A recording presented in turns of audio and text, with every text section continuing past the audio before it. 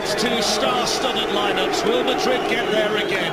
Or is it Manchester City's year? You probably thought I was seriously going to start with that boring result between Real Madrid and Manchester City. We'll get to that game later. Right now, we're going to start with the better of the Champions League draws, and that game was Atletico Madrid versus Bayern Munich on Wednesday night. Okay, now we're going to get right into the recap. This game didn't have a lot of goals, but there were a lot of chances, and then there was that one goal that I'm pretty sure you've seen on social media from Saul. Okay, so the first half started with Atletico clearly the better side. They were pressing up high. It looked like the first half of the second leg against Barcelona when they were at home. Simeone managed to kill the middle of the pitch. He was pressing high with three players in Bayern's half, and pretty much he wanted to get at Bayern's back line and prevent them from getting the ball to the midfielders, and it worked. Bayern, they were passing the ball east and west, and they couldn't do much. And then in the 11th minute, as soon as the Fox Sports 1 announcers are talking about how good Atletico Madrid are in defense, here comes Saul. He beats one, he beats two, and I'm thinking he's got to pass. I don't think he's going to go for this Maradona-like goal right here. He drops Xabi Alonso, couple of feints on Alaba, shoots, gets past Neuer, hits the left post, and goes in. And oh my God, I was going nuts. One, because that finish was world class, and the very fact that I was surprised that Saul even went for this. Atletico Madrid players don't go for these type of goals. They don't start from midfield and go and expect to even try to beat four players, but Saul did it. Props to you. That was a crazy goal, and overnight your name is ringing throughout Europe because of that goal. That was a Messi goal. That was a Maradona goal of the century type goal. That it was utterly brilliant.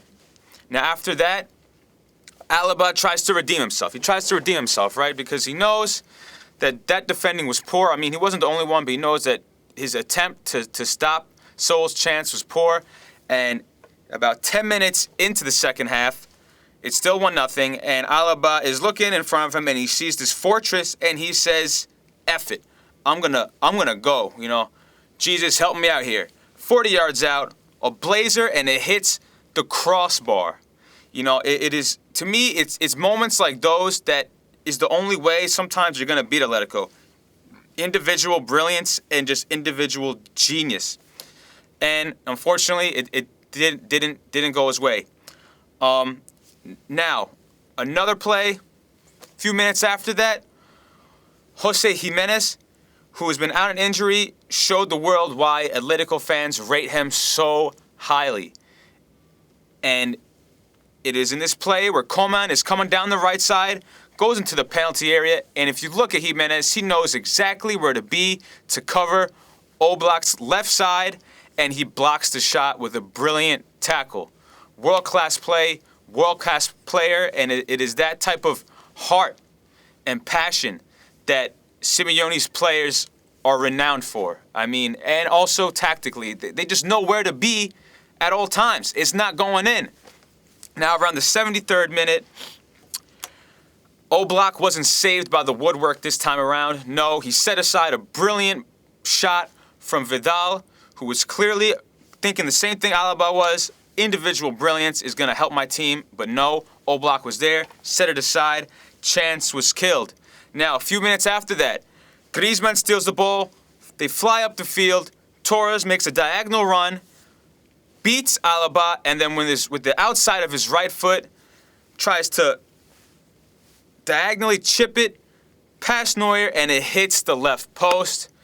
That chance just wasn't meant to be, but given the fact that in stoppage time, Vidal missed another clear chance where he shoots it right to Oblak, it doesn't matter. It was enough for the Spaniards. Atletico Madrid win 1-0. Now, for me, the two best players of this game on Atletico Madrid were Saul and Augusto Fernandez, who had the best game of his career. I mean, he tracked every run. He passed brilliantly. He was up and down the field. It is his type of play that also personifies Simeone. You know, they kind of keep it simple in the fact that you just gotta work hard. You just gotta work hard. You know, you're not gonna. You know, they don't have the Messis, the Neymars, the Suarez's to carry them. They just keep it simple. Just work hard. Work like your life depends on it, and you're gonna be rewarded. And that's how Simeone thinks. So great game. Let's get into some questions.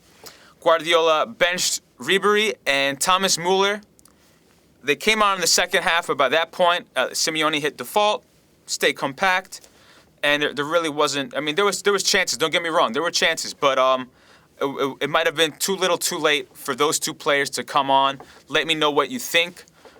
This game, this first leg away game, was the fourth consecutive loss in a first leg away game for Guardiola.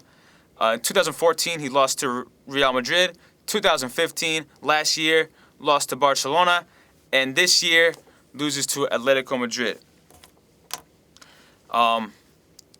Clearly, teams from La Liga, teams from Spain, are his kryptonite.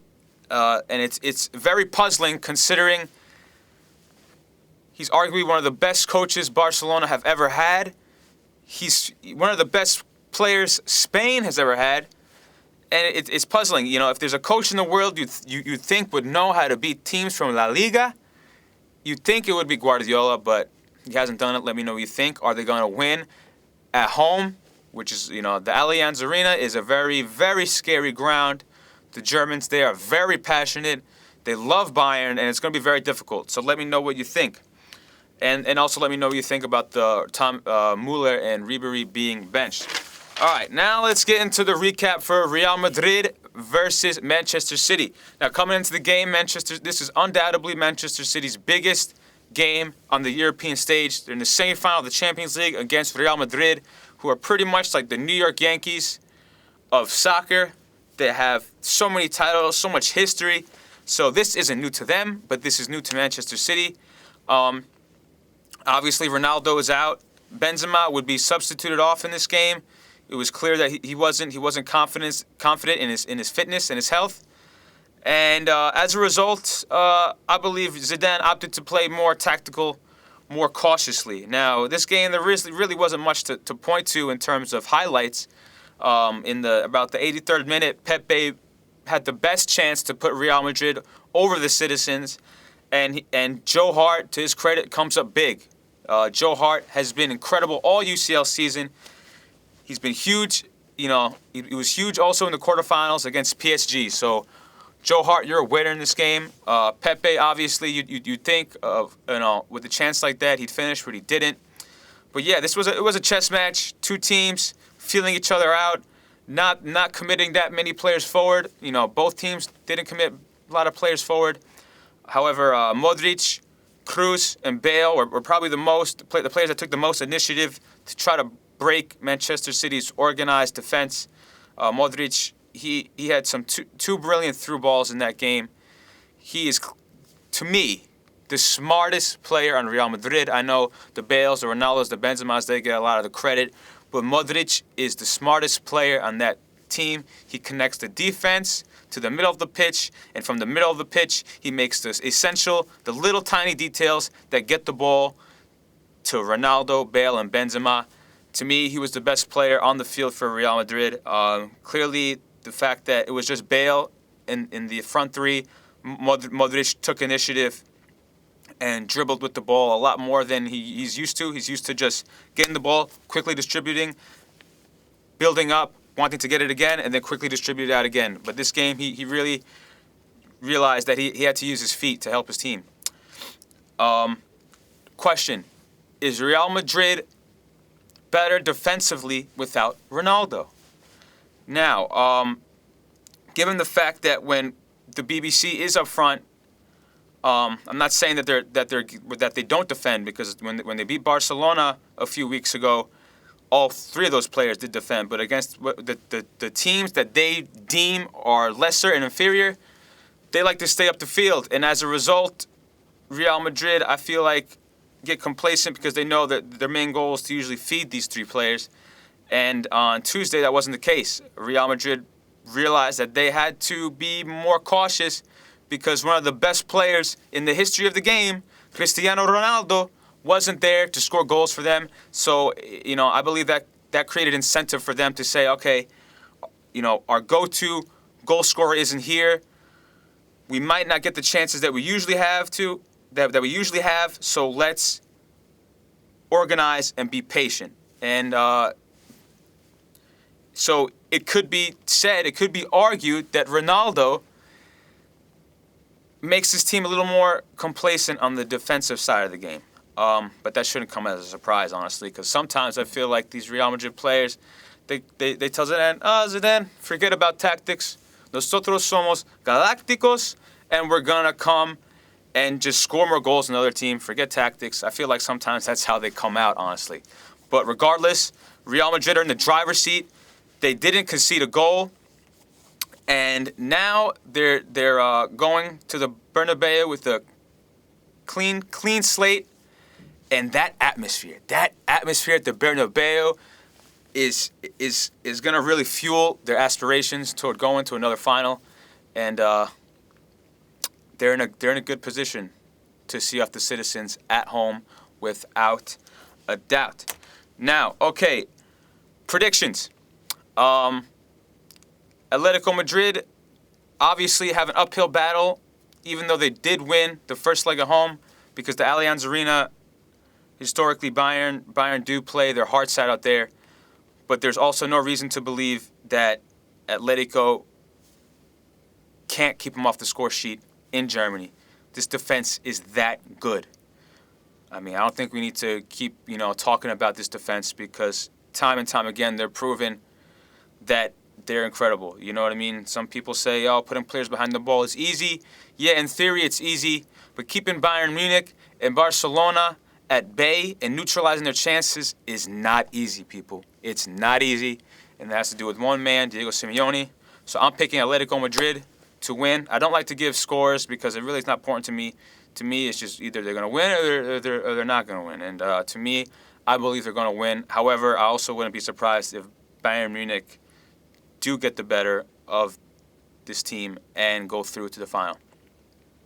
As for Manchester City versus Real Madrid, right now, Real Madrid is optimistic. It hasn't been confirmed, but they're optimistic that Cristiano Ronaldo is going to be fit next week.